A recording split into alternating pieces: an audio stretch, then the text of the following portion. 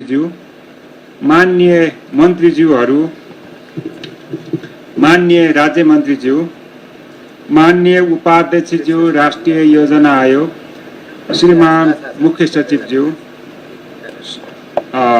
श्रीमान सचिवज्यूहरू, विभिन्न सुरक्षा निकायका प्रमुखज्यूहरू, उपस्थित सञ्चारकर्मी मित्र साथीहरू एवं उपस्थित सम्पूर्ण महानुभावहरू, महिला तथा सज्जनवृन्द, सम्माननीय राष्ट्रपतिज्यूले सम्माननीय प्रधानमन्त्री श्री पुष्पकमल दाहाल प्रचण्डज्यूको सिफारिस अनुसार मिति 2079 चैत्र 17 गते वर्तमान मन्त्री परिषद गठन गरी नियुक्ति, हेरफेर र कार्यविभाजन समेत भइसकेको सन्दर्भमा 10 दलीय गठबन्धनले आपसी सहमतिमा तयार गरेको नेपाल सरकारको न्यूनतम साझा कार्यक्रम सार्वजनिक गर्ने यस कार्यक्रममा सम्पूर्ण उपस्थित महानुभावहरूमा हार्दिक स्वागत गर्न चाहन्छु। अब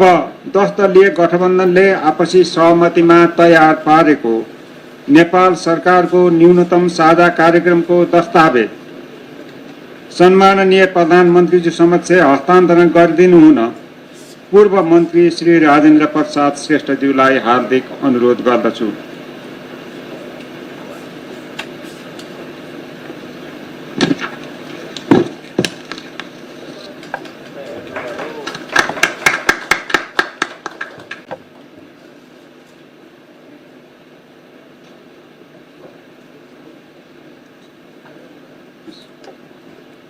सम्माननीय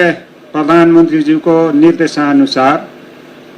नेपाल सरकारको उक्त न्यूनतम साझा कार्यक्रम वाचनका लागि नेपाल सरकारका प्रवक्ता एवं माननीय सञ्चार तथा सूचना प्रविधि मन्त्री श्री रेखा शर्माज्यूलाई हार्दिक अनुरोध गर्न चाहन्छु।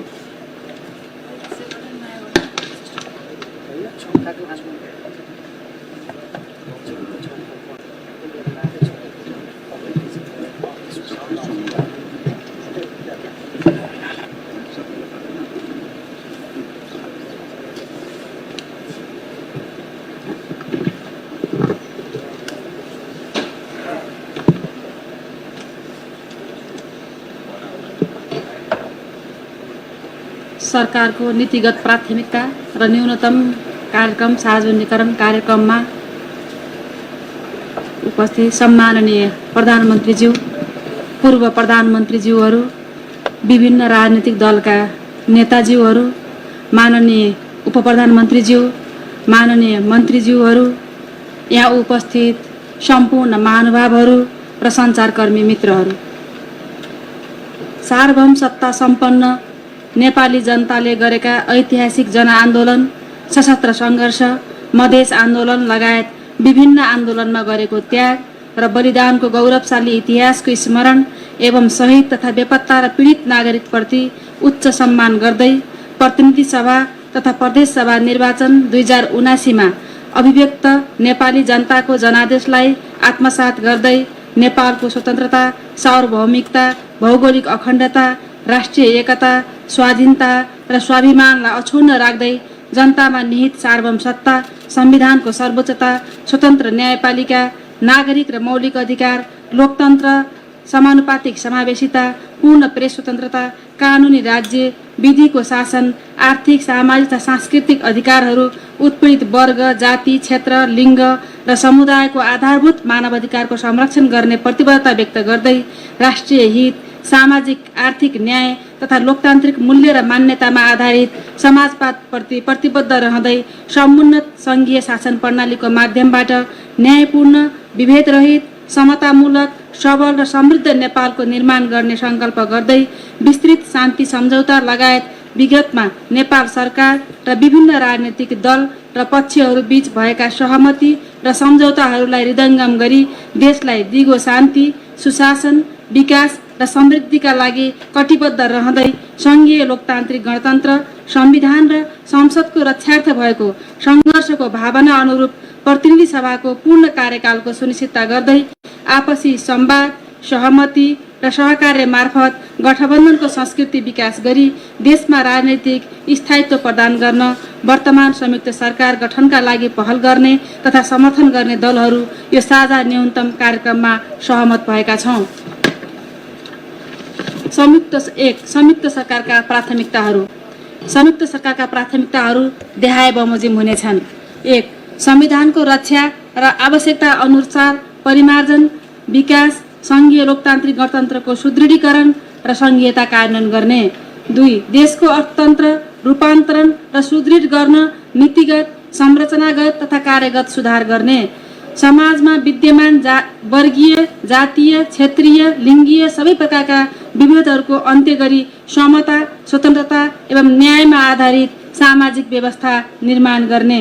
गुणस्तरीय सेवा प्रवाह, सुशासन र सदाचारको प्रत्याभूत हुने गरी शासकीय सुधार गर्ने, भ्रष्टाचारको छानबिन गरी कडा कारबाही गर्ने।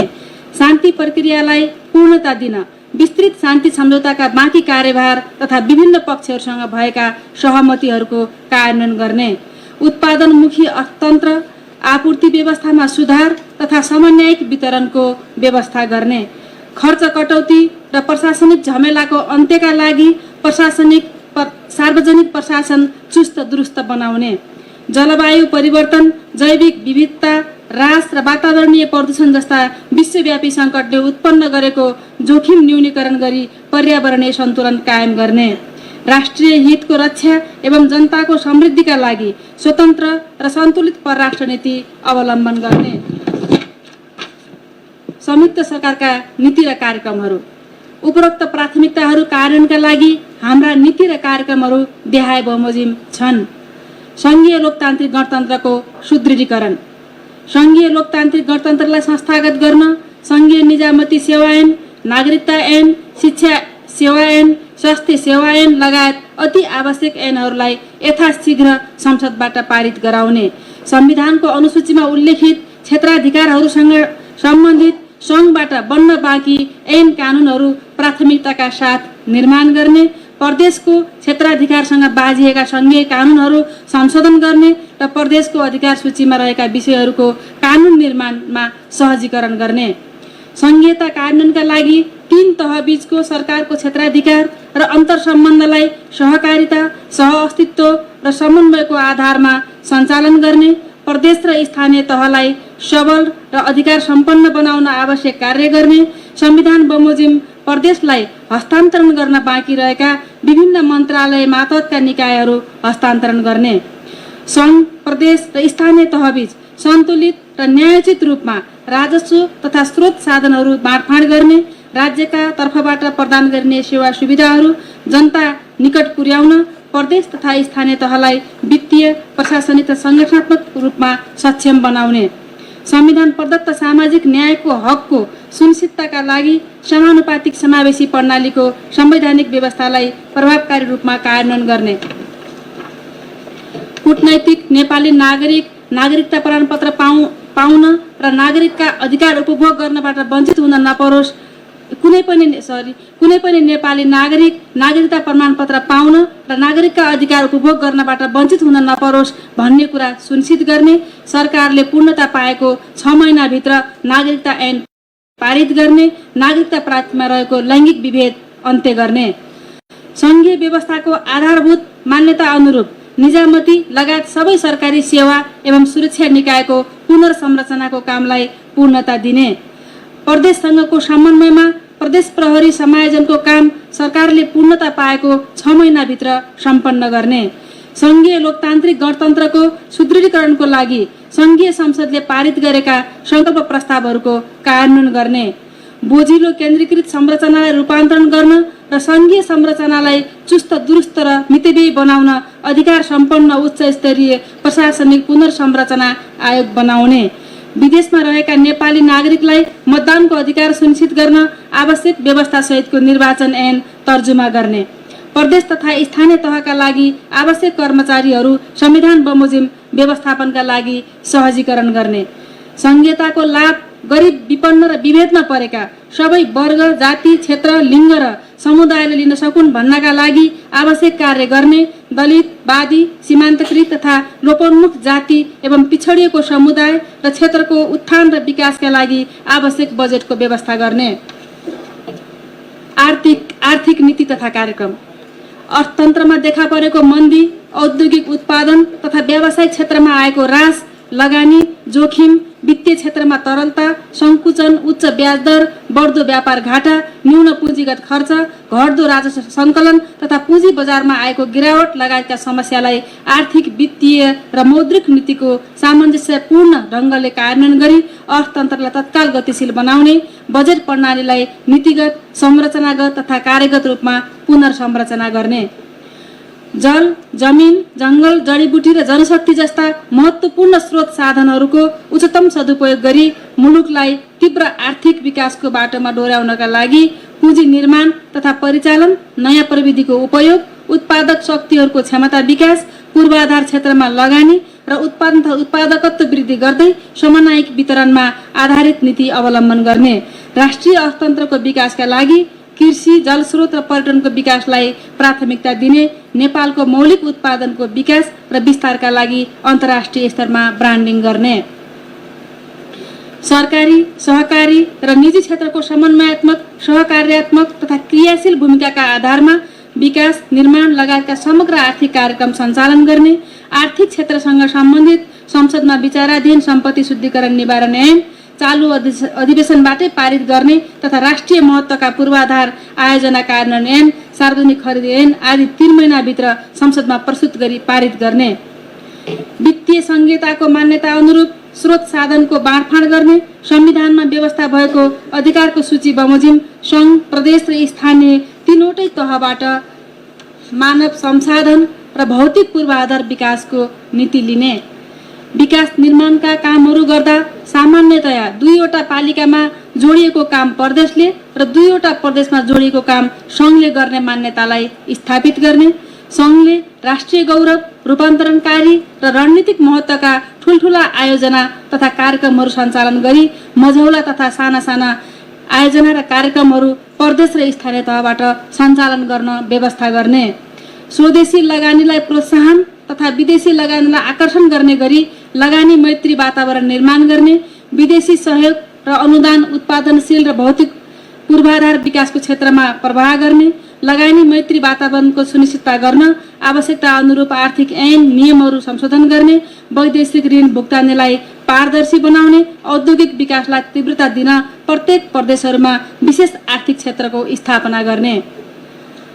राजस्व प्रशासनलाई चुस्त दुरुस्त तथा करदाता मैत्री बनाउने। कर छली, आयातमा न्यून विजेकीकरण, चोरी पैठारी, तस्करी तथा हुन्डी कारोबार जस्ता गतिविधिको अन्त्य गर्ने। कर प्रणालीलाई प्रगतिशील र व्यवसाय मैत्री बनाउने। विगतदेखि कर चुक्ता गर्न नसकेका उद्योग व्यवसायलाई करमा लगाइएको जरिवाना मिना गरी बाँकी बक्यौता कर किस्ताबन्दीमा तिर्ने सुविधा उपलब्ध गराउने। राजस्वको दायरा बढाउन अनौपचारिक आर्थिक गतिविधिलाई औपचारिक क्षेत्रमा ल्याउने। विज्ञापन क्षेत्रलाई पारदर्शी बनाउनका लागि विज्ञापनदाताले सञ्चार गृहको बिल अनुसार भुक्तानी गर्ने व्यवस्था गरी विज्ञापन एजेन्सीले पाउने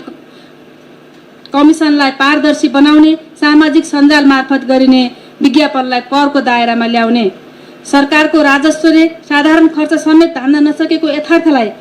ध्यानमा राखी सार्वजनिक प्रशासनमा रहेको दोहोरोपना अन्त्य गर्न नेपाल सरकारबाट स्वीकृत कार्य विस्तृतीकरण प्रतिवेदनलाई पुनरावलोकन गर्ने। त्यसका आधारमा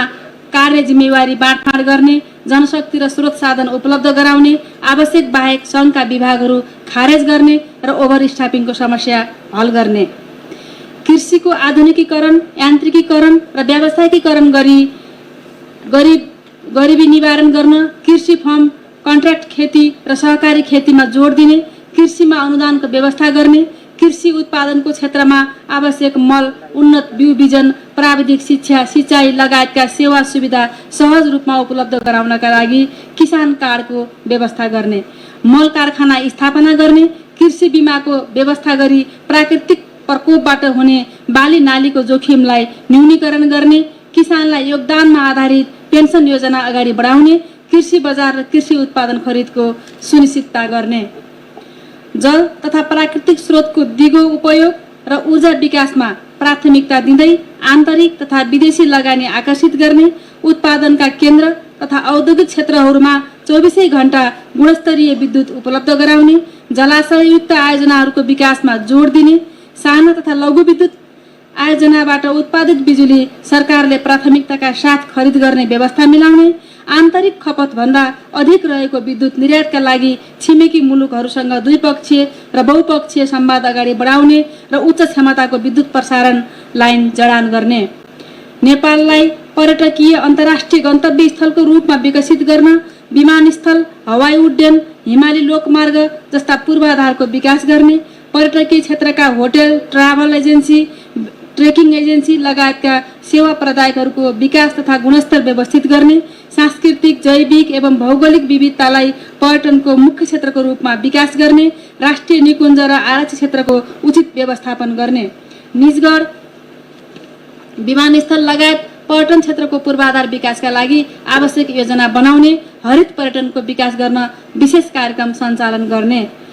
भौतिक पूर्वाधारको दिगो एवं गुणस्तरीय विकास निर्माण गर्ने, समयमै निर्माण सम्पन्न गर्ने, 5 वर्षसम्म बिग्रे भत्केको मर्मत सम्मार निर्माण कम्पनीले नै गर्नुपर्ने व्यवस्था गर्ने, यातायात क्षेत्रको एकीकृत विकासका लागि स्थल, हवाई, रेल, पानी जहाज र केबुल कार सेवाको एकीकृत योजना निर्माण गरी सार्वजनिक यातायात सेवालाई सुदृढ र व्यवस्थित गर्ने, पूर्व पश्चिम लोकमार्ग 4 लेन तथा काठमाडौँ उपत्यकाको रिङ रोड 8 लेनमा विस्तारको बाँकी कामलाई यथाशीघ्र सम्पन्न गर्न प्राथमिकता दिने, मध्य पहाडी लोकमार्ग, हुलाकी राजमार्ग लगायतका पूर्व पश्चिम लोकमार्गहरू र उत्तर दक्षिणका कोरिडोर तथा व्यापारिक मार्गहरू प्राथमिकताका साथ निर्माण गर्ने, अत्यधिक रूपमा विप्रेषणमा निर्भर अर्थतन्त्रलाई उत्पादनशील अर्थतन्त्रमा रूपान्तरण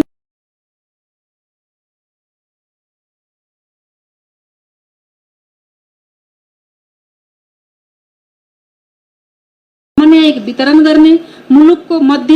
भागमा पर्ने गरी एउटा हाइटेक सिटी निर्माणका लागि सम्भाव्यता अध्ययन गर्ने, डिजिटल नेपालको अवधारणालाई सार्थक बनाउन सूचना तथा सञ्चार क्षेत्रलाई विकास र कार्यक्रमहरू तय गर्ने, जनताको सूचनाको हकको ग्यारेन्टी गर्ने, पूर्ण प्रेस स्वतन्त्रता प्रत्याभूत गर्ने र गोपनीयताको हक सुनिश्चित गर्ने, सिँचाइ पुर्याउन नसकेका खेतीयोग्य भूमिमा नदी पथान्तर, डाइभर्सन तथा भूमिगत र लिफ्ट सिँचाइको माध्यमबाट दिगो सिँचाइ सुविधा पुर्याउने, नदी कटान क्षेत्रलाई तटबन्धन गरी नदी उकास भूभागलाई व्यवस्थित रूपमा प्रयोगमा ल्याउन योजना बनाउने, भूमिको उत्पादन र उत्पादकत्व वृद्धिका लागि वैज्ञानिक भू उपयोग नीति प्रभावकारी रूपमा लागू गर्ने, संविधानको भावना अनुसार भूमिहीन नागरिकहरूलाई स्थानीय तहको सिफारिसका आधारमा भूमि उपलब्ध गराउने, पुस्तौँदेखि बसोबास गरेका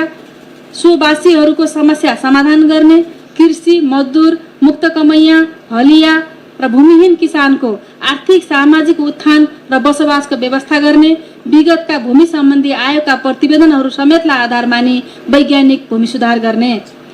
रूख र उद्योगलाई पुनः सञ्चालन गर्न विशेष प्याकेज र औद्योगिक सुरक्षाको व्यवस्था गर्ने, चरको ब्याज नियन्त्रण गर्ने तथा स्प्रेड दर घटाउने, आम सञ्चार क्षेत्रमा संलग्न कम्पनीहरूलाई पनि अन्य उद्योग सरह सुविधा उपलब्ध गराउने, परियोजना धितो राखी सहुलियतपूर्ण ऋण उपलब्ध गराउने,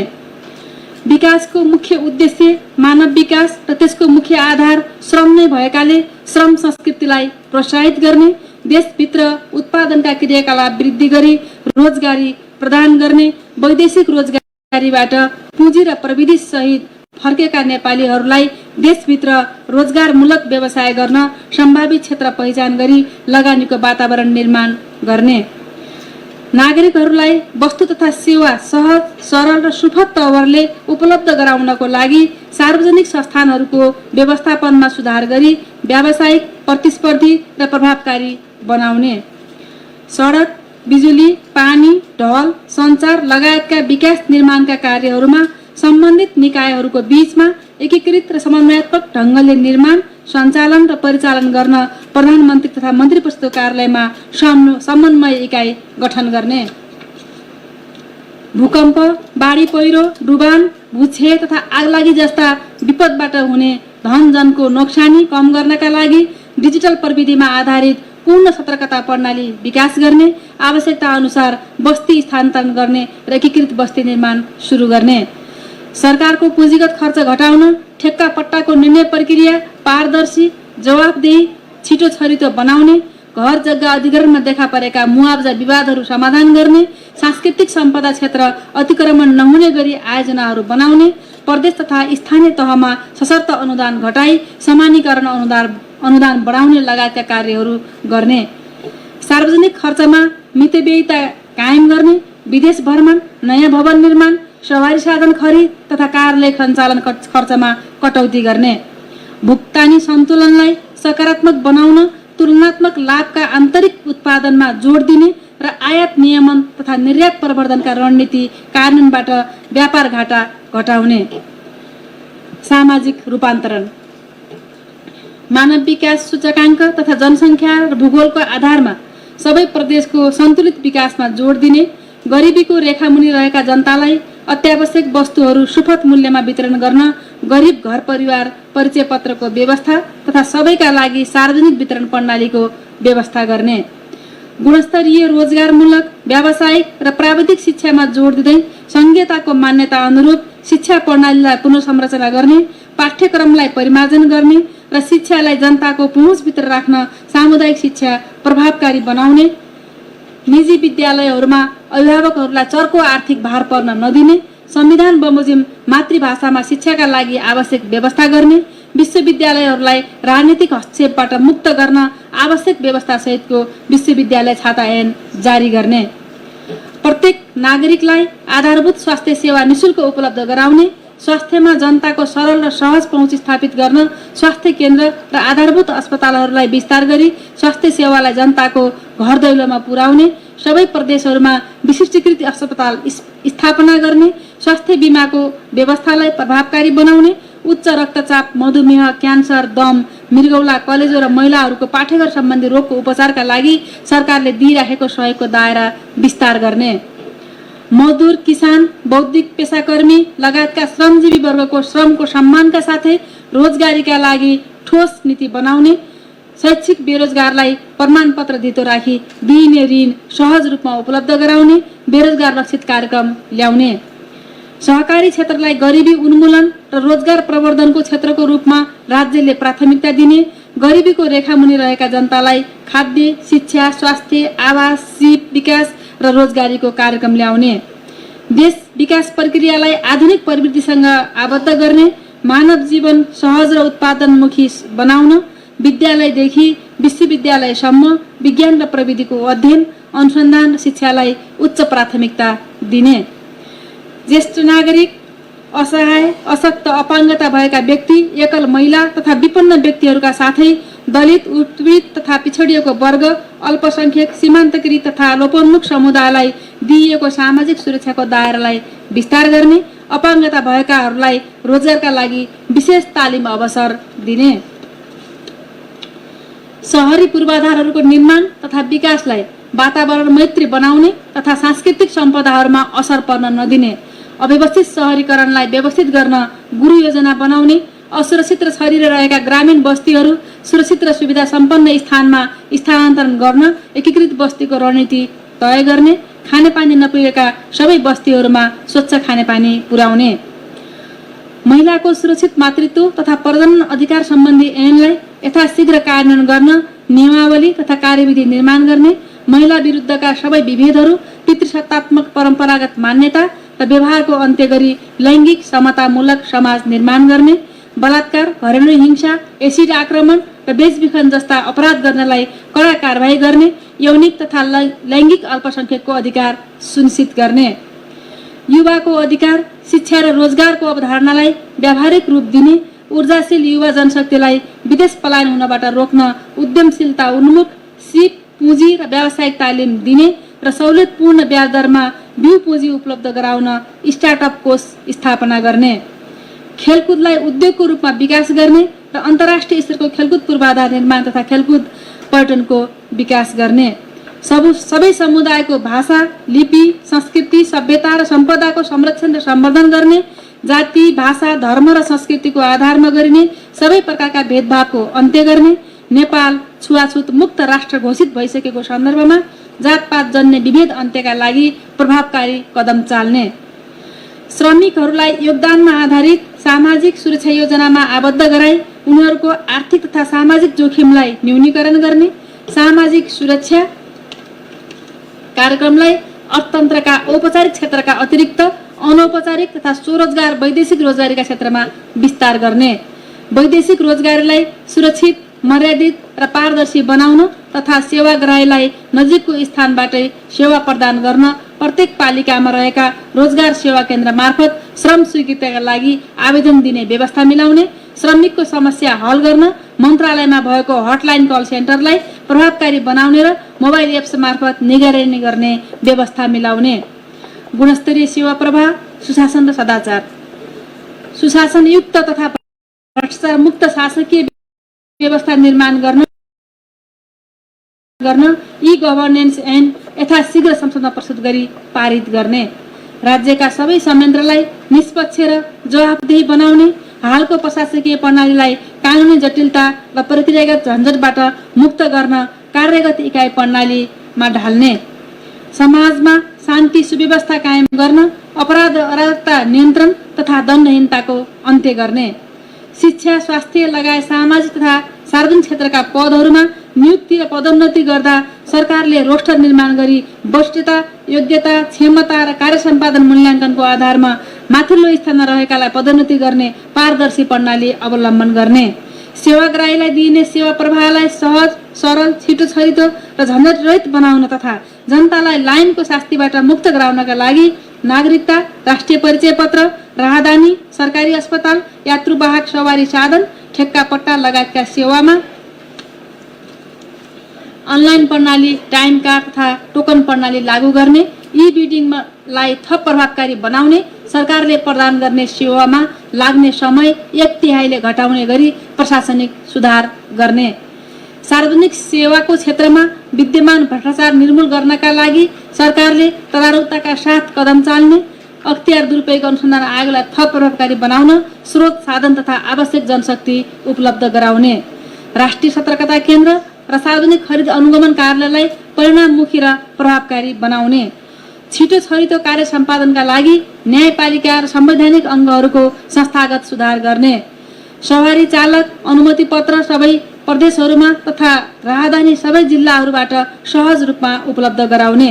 सार्वजनिक कामहरूमा सेवाग्राहीको नागरिकता प्रमाणपत्र, राष्ट्रिय परिचय पत्र दुवै बुझाउनु पर्ने दोहोरोपनालाई मापदण्ड बनाई हटाउने, एउटै काममा धेरै कागजातहरू बुझाउनु पर्ने झन्झट हटाउन राष्ट्रिय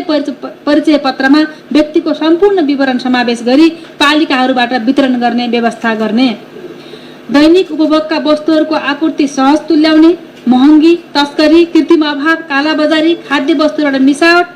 र वस्तु तथा सेवामा हुने सिन्डिकेट प्रणाली अन्त्य गर्ने,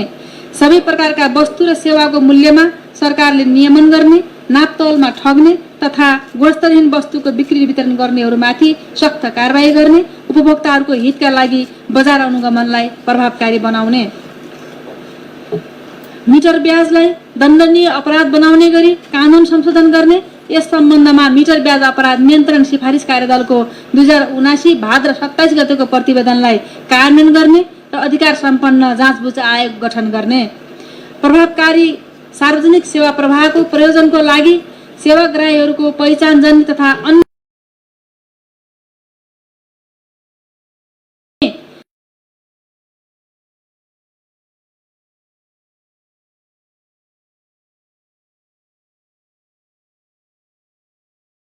सहज आदान प्रदान हुने व्यवस्था मिलाउने, विभिन्न सरकारी निकायबाट प्रवाह गरिने अनलाइन सेवाहरू एकद्वार समाधान वन स्टप सोल्युसन प्रणालीको अवधारणा अनुसार सेवा प्रवाहको पहुँचलाई बढीभन्दा बढी सहज बनाउन एकीकृत रूपमा प्रदान गर्ने व्यवस्था मिलाउने, उपरोक्त कार्यहरू विद्युतीय सुशासन आयोग मार्फत गर्ने, शान्ति प्रक्रियाको पूर्णता तथा संक्रमणकालीन न्याय, तत्कालीन सरकार र नेकपा माओवादी बीच भएको विस्तृत शान्ति सम्झौताको बाँकी काम तथा तराई मधेस लगायतका आन्दोलनका क्रममा सरकार र आन्दोलनकारीहरू बीच भएका सहमति र सम्झौतालाई तदारुकताका साथ कार्यान्वयन गर्ने, संसदमा विचाराधीन बेपत्ता पारिएका व्यक्तिको छानबिन, सत्य निरूपण तथा मेलमिलाप आयोग ऐनको संशोधन विधेयक यथाशीघ्र पारित गरी आयोग गठन गर्ने र आयोगलाई आवश्यक स्रोत साधन जनशक्ति उपलब्ध गराउने। शान्ति प्रक्रिया र संक्रमणकालीन न्याय सम्बन्धी बाँकी काम 2 वर्षभित्र पूरा गर्ने, द्वन्द्व पीडितहरूलाई क्षतिपूर्ति, पुनर्स्थापना र परिपूरणको व्यवस्था गर्ने। देशका विभिन्न भागहरूमा भएका आन्दोलनको क्रममा लगाइएका मुद्दाहरूको पुनरावलोकन गर्ने, झुट्टा मुद्दाहरू खारेज गर्ने, राजनीतिक प्रकृतिका बन्दीहरूलाई रिहाई गर्ने। आन्दोलनका क्रममा घाइते तथा अङ्गभङ्ग भएका व्यक्तिहरूलाई उपचार, रोजगारी, स्वरोजगारका अवसर र पुनर्स्थापन सम्बन्धी कार्य गर्ने। तात्कालिक राहत, पुनर्निर्माण र पुनर्स्थापन। बाढी, पहिरो र डुबानबाट विस्थापित परिवारलाई पुनर्स्थापना गर्ने, विपद जोखिम न्यूनीकरण तथा व्यवस्थापनलाई प्रभावकारी बनाउने, कोभिड-19बाट उत्पन्न नकारात्मक परिणामलाई न्यूनीकरण गर्न आवश्यक कार्य गर्ने। शहीद तथा बेपत्ता परिवार, द्वन्द्व पीडित र विस्थापितलाई राहत, पुनर्स्थापना र सहायताका लागि व्यवस्था मिलाउने। विभिन्न आन्दोलनमा घाइते भई उपचार नपाएकाहरूको यथोचित उपचारको व्यवस्था गर्ने, अङ्गभङ्ग भएकाहरूलाई क्षतिपूर्ति र परिवारका कम्तीमा 1 जना सदस्यलाई रोजगारीको व्यवस्था गर्ने। खाद्यान्न, पेट्रोलियम पदार्थ लगायत जनताका अत्यावश्यक दैनिक उपभोग्य वस्तुहरूको सहज र सुलभ आपूर्तिको व्यवस्था गर्ने, दुर्गम र पिछडिएको क्षेत्रमा नुन, चिनी, चामल, औषधि लगायत अत्यावश्यकीय वस्तुहरू अभाव हुन नदिने। कर्णाली र मध्य प्रदेश लगायत मानव विकास सूचकाङ्क कम भएका क्षेत्रहरूको विकासका लागि विशेष आर्थिक प्याकेजको व्यवस्था गर्ने, गर्भवती, सुत्केरी महिला र कुपोषणबाट प्रभावित बालबालिकाहरूलाई पोषणका कार्यक्रम प्रभावकारी बनाउने। ग्रामीण क्षेत्रमा आकस्मिक दुर्घटना, बाढी, पहिरो, प्राकृतिक प्रकोप जस्ता विपदको बेला सेवा प्रदान गर्न एयर एम्बुलेन्सको व्यवस्था गर्ने। 20 युनिट भन्दा कम बिजुली प्रयोग गर्ने र गरिब र विपन्नका लागि विद्युत महसुल नलाग्ने र 50 युनिटसम्म बिजुली उपभोग गर्ने उपभोक्ताका लागि विद्युत महसुल घटाउने। सिँचाइमा प्रयोग हुने विद्युतमा वर्षायाममा 80% र हिउँदयाममा 20% महसुल छुट दिने। 10,000 लिटरसम्म पानी उपभोग गर्ने परिवारलाई पानी निशुल्क उपलब्ध गराउने। पर्यावरणीय सन्तुलन तथा विपद व्यवस्थापन। जलवायु परिवर्तनले उत्पन्न गरेको जोखिम न्यूनीकरण गर्न र वातावरण संरक्षण गर्न हरित अर्थतन्त्रको विकासमा जोड दिने। जनताको पर्यावरणीय अधिकार तथा जैविक विविधता संरक्षण गर्न ठोस कदम चाल्ने। पर्यावरणमा समस्या उत्पन्न हुने गरी प्राकृतिक स्रोत साधनको दोहन हुन नदिने, चुरे क्षेत्रको उत्खनन गरी ढुङ्गा, गिट्टी, बालुवा निर्यात गर्ने कार्यलाई रोक लगाउने, चुरे र शिवालिक पर्वत श्रृङ्खलाको संरक्षणका लागि सञ्चालित चुरे संरक्षण कार्यक्रमलाई प्रभावकारी बनाई तराई मधेसको मरुभूमिकरण रोक्ने। उद्योग, कल कारखाना र विकास पूर्वाधार निर्माण गर्दा वातावरणमा प्रतिकूल असर नपर्ने गरी वन क्षेत्रको उपयोगको व्यवस्था गर्ने, ठुला नदीको बहुउद्देश्यीय प्रयोग र एकीकृत विकासको नीति लागू गर्ने र वातावरणीय प्रभाव मूल्याङ्कन EIA को आधारमा कार्यान्वयन गर्ने। विनाशकारी डढेलो, उष्ण वायु, आँधी, तुफान, चक्रवात, अतिवृष्टि, अनावृष्टि, बाढी पहिरो, डुबान, हिम पहिरो, सुक्खा जस्ता प्राकृतिक विपदबाट उत्पन्न समस्याको रोकथाम, उद्धार, राहत र पुनर्स्थापनाका लागि प्रभावकारी कदम चाल्ने, विपद पूर्व सूचना प्रणालीलाई व्यवस्थित गर्ने र नदी नियन्त्रणका कार्यक्रमहरूलाई प्राथमिकता दिने। हरित गृह ग्यास उत्सर्जनका कारण पृथ्वीमा बढ्दो तापमान तथा जलवायु परिवर्तनले जनताको जीवनमा पर्ने असर र जोखिमहरूलाई कम गर्न अनुकूलन र न्यूनीकरणको कार्यक्रम सञ्चालन गर्ने। सबै क्षेत्रहरूमा वैकल्पिक ऊर्जाको प्रयोगलाई प्राथमिकता दिने, हाइड्रोजन ऊर्जाको विकासका लागि आवश्यक व्यवस्था गर्ने। जलवायु परिवर्तनका मुद्दालाई अन्तर्राष्ट्रियकरण गर्ने, जलवायु सङ्कटले अल्पविकसित तथा हिमाली देशहरूमा उत्पन्न गरेको जोखिमबारे विश्वव्यापी रूपमा संवेदनशीलता जगाउने र सरकारवाला मुलुकहरूको सञ्जाल निर्माणको पहल गरी आवश्यकता अनुसार नेतृत्व लिने। वातावरण मैत्री सहरहरूको विकासमा जोड दिने, फोहोर मैलाको दिगो व्यवस्थापन गर्ने। जलवायु परिवर्तनसँग सम्बद्ध विश्व सम्झौताहरूले ल्याएका अवसरहरू हरित जलवायु कोष, नोक्सानी क्षतिपूर्ति कोष जस्ता वित्तीय कोषहरूको रकम प्राप्त गर्न क्षमता अभिवृद्धि र कूटनीतिक पहल गर्ने। मुलुकको स्वाधीनता, राष्ट्रिय हितको सम्वर्धन।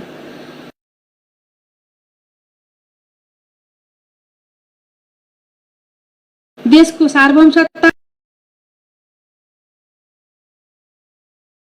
भौगोलिक अखण्डता, स्वाधीनता, स्वतन्त्रता, स्वाभिमान र जनताको जीवधनको रक्षाको पूर्ण प्रत्याभूति हुने गरी राष्ट्रिय सुरक्षा नीतिलाई आवश्यक परिमार्जन गरी कार्यान्वयन, लिम्पियाधुरा जलस्रोत नीतिलाई प्रभावकारी रूपमा कार्यान्वयन गर्ने र राष्ट्रिय हितमा जलस्रोतको द्विपक्षीय र बहुपक्षीय उपयोग गर्ने, वैदेशिक सहायतालाई राष्ट्रिय प्राथमिकताको क्षेत्रमा परिचालन गर्ने,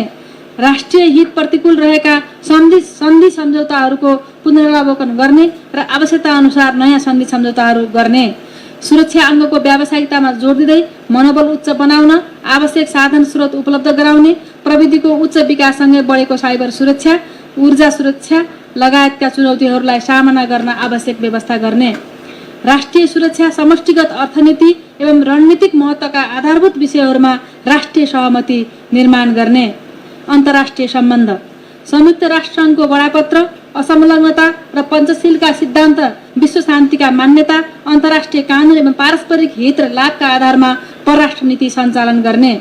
ठूला र साना देशहरू बीच सार्वभौम समानता तथा एक अर्काको आन्तरिक मामिलामा हस्तक्षेपको नीति पक्षपोषण गर्ने, भूपरिवेष्टित देशको अधिकारको सुनिश्चितताका लागि आवश्यक कार्य गर्ने, दिगो शान्ति, आर्थिक रूपान्तरण र जनताको समृद्धिका लागि छिमेकी लगायत विश्वका सबै मित्र राष्ट्रहरूको मैत्रीपूर्ण सम्बन्धलाई सुदृढ बनाउने, आपसी सहयोगका क्षेत्रहरू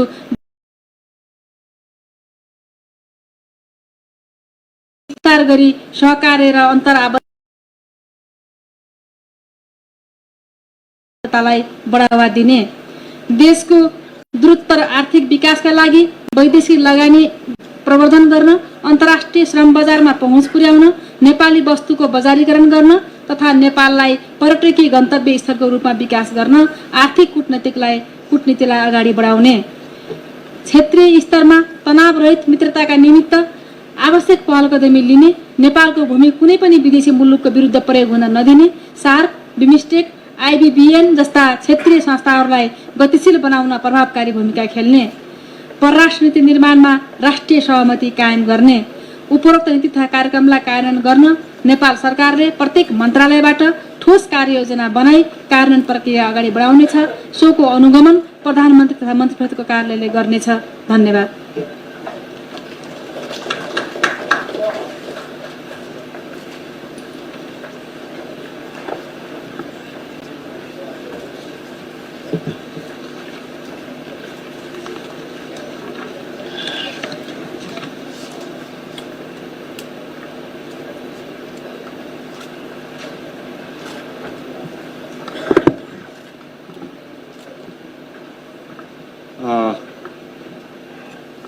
न्यूनतम साझा कार्यक्रम नेपाल सरकारको नीतिगत प्राथमिकता तथा न्यूनतम साझा कार्यक्रम सार्वजनिकरण कार्यक्रमको वाचन लगायतको कार्यक्रमको लागि माननीय सञ्चार तथा सूचना प्रविधि मन्त्रीज्यूलाई हार्दिक आभार व्यक्त गर्न चाहन्छु। हामी कार्यक्रमको अन्तिम चरणमा आइपुगेका छौँ र यस कार्यक्रमलाई नेपाल सरकारको प्रमुखको तर्फबाट आफ्नो धारणा राख्दै यस कार्यक्रम कार्यान्वयनमा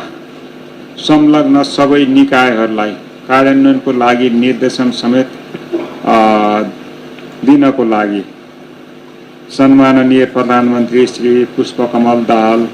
प्रचण्डज्यूलाई हार्दिक अनुरोध गर्दछु।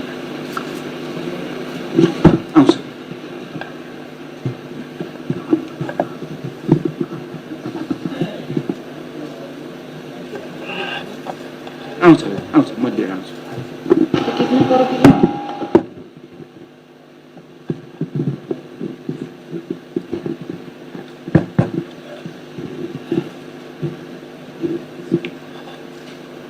माननीय पूर्व प्रधानमन्त्रीजीहरू,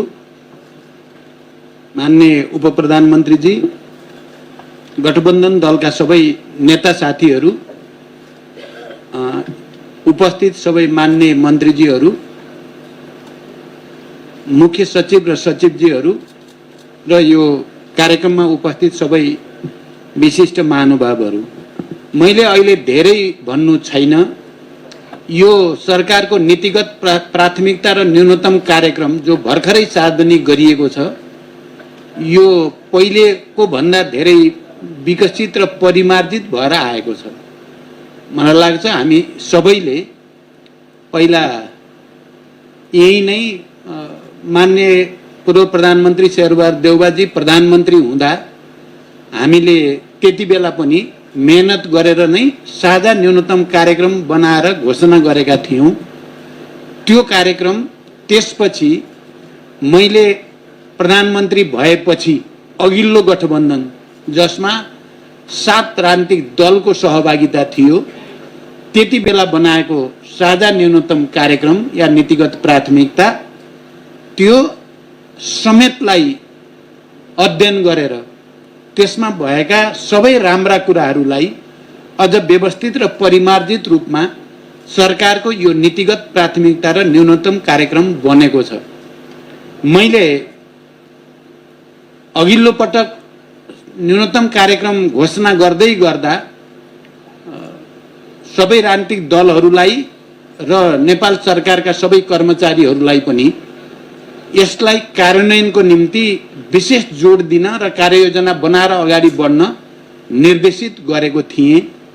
दलहरूलाई अपिल गरेको थिएँ। मलाई आज यो ड्राफ्ट केही बुद्धिजीवीहरूले भेट्नु भएछ, पढ्नु भएछ र केही नेताहरू जो यहाँ उपस्थित हुनुहुन्न, ती नेताहरूले त स्वतः पढ्ने नै कुरा भयो। पढेपछि उहाँहरूले यो प्राथमिकता र साझा न्यूनतम कार्यक्रमलाई धेरै राम्रो, वैज्ञानिक, व्यवस्थित, परिमार्जित छ भनेर मुक्त कण्ठले प्रशंसा गर्नुभयो। अघिल्ला भन्दा यो अलि राम्रो छ र यो कार्यान्वयन गर्ने दृढ प्रतिबद्धता पनि यहाँ व्यक्त भएको छ। तर उहाँहरूले मलाई के कुरा भन्नुभयो भने यसको इमानदार कार्यान्वयनतिर गठबन्धन दलहरू पनि दृढतापूर्वक लाग्ने, सबै उपप्रधानमन्त्री मन्त्रीहरूले पनि आफ्नो मन्त्रालयमा यो साझा कार्यक्रमलाई कार्ययोजनामा ढालेर तदारुकताका साथ कार्यान्वयन गर्ने हो भने अहिले देशमा जे जस्ता समस्या या जे जस्ता असन्तुष्टि प्रश्नहरू छन् अर्थतन्त्रको बारेमा, राजनीतिको बारेमा, त्यसको राम्रै सम्बोधन हुन्छ भन्ने मलाई सुझाव दिनुभएको छ। मैले अहिले धेरै भन्नु छैन, पक्कै पनि यो धेरै विकसित र परिमार्जित भएर आएको छ। यसमा अहिलेका 10 दलका नेताहरूको दिमाग त लागेकै छ, योभन्दा पहिलेका चाहिँ सरकारमा भएका पार्टीहरूको पनि दिमाग छ यसमा। त्यसकारण भन्ने नै हो भने यो राष्ट्रिय सहमतिकै साझा न्यूनतम कार्यक्रम भन्न पनि सकिन्छ। यसलाई अन्तरेमा गएर हेर्यो भने मैले अघि जुन विवरण थोरै भने पृष्ठभूमि, त्यसबाट हेर्दा यो राष्ट्रिय सहमतिको साझा न्यूनतम कार्यक्रम हो र यसलाई कार्यान्वयन गर्ने जिम्मेवारी सबै राजनीतिक दलको, सरकारको र अनि कर्मचारी तन्त्र, मुख्य सचिवजीदेखि लिएर सबै सचिवहरूको पनि जिम्मेवारी अब बढेर आएको छ। मैले अहिले धेरै भन्नु छैन, म गम्भीरतापूर्वक, किनकि हामी नेपाली राजनीतिको, नेपाली अर्थनीतिको पनि, नेपाली संस्कृतिको पनि एउटा मोडमा उपस्थित छौँ। जनताले हामीबाट धेरै आशा अपेक्षा गरेको पनि छ। त्यो आशा अपेक्षालाई पुरा गर्नको लागि एउटा नयाँ सङ्कल्पको, एउटा नयाँ प्रतिबद्धताको खाँचो छ। यही प्रतिबद्धता यो साझा न्यूनतम कार्यक्रममा व्यक्त पनि भएको छ। यसलाई कार्यान्वयनमा हामी सबै गम्भीर हौँ भन्दै यो कार्यक्रम घोषणाको यो कार्यक्रम पनि यही समापन भएको जानकारी गराउँछु। धन्यवाद।